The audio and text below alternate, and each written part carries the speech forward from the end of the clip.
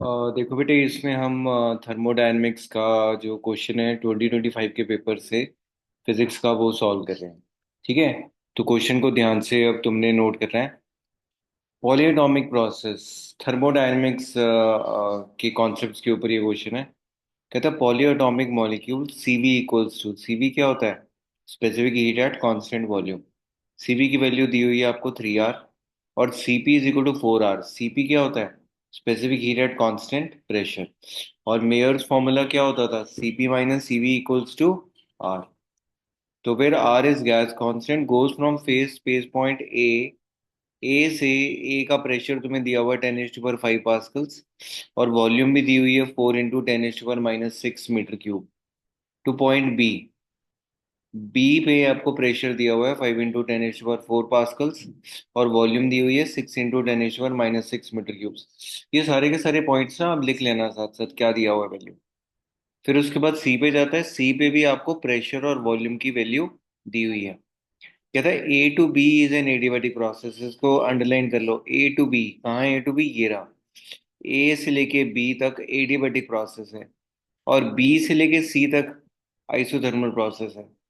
उसके बाद the net heat absorbed per unit mole, by the system is. देखो net heat की value निकालनी है।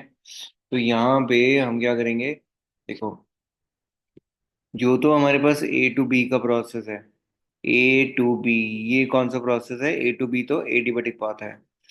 तो एडियाबैटिक प्रोसेस के लिए तो हीट का चेंज होता ही नहीं, और अगर हीट का चेंज नहीं होता तो डेल्टा क्यू की वैल्यू कितनी होगी? जीरो होगी।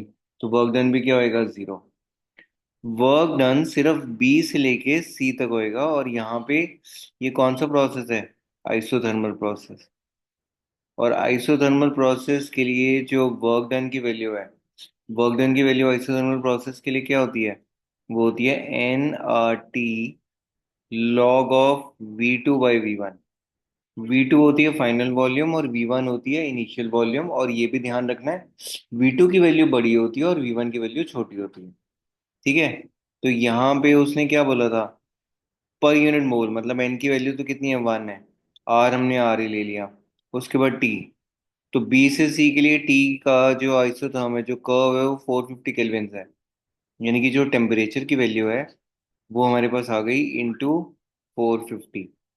साथ में क्या हो जाएगा? Log of V2/V1। अब V2 वॉल्यूम, फाइनल वॉल्यूम कितनी है? VC। ये हो गया VC upon VB।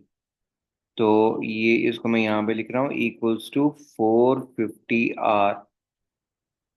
450 R, let me write it more clearly. तो ये हो जाएगा 450 R log of VC। VC की वैल्यू देखें। VC की वैल्यू कहाँ है? ये रही, 8 × 10⁻⁻6। तो मैंने लिख दिया 8 × 10⁻⁻6 डिवाइडेड बाय VB की वैल्यू कहाँ पे है? ये रही VB की वैल्यू 6 × 10⁻⁻6। तो 10⁻⁻6, 10⁻⁻6 कैंसिल हो गया।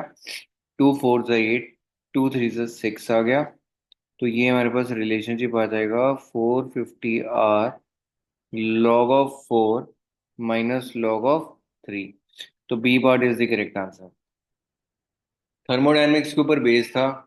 इसमें हमें सभी वर्क डन की वैल्यू पता होनी चाहिए। एडियाबैटिक प्रोसेस के लिए वर्क डन कितना होता है, आइसोथर्मल के लिए कितना होता है।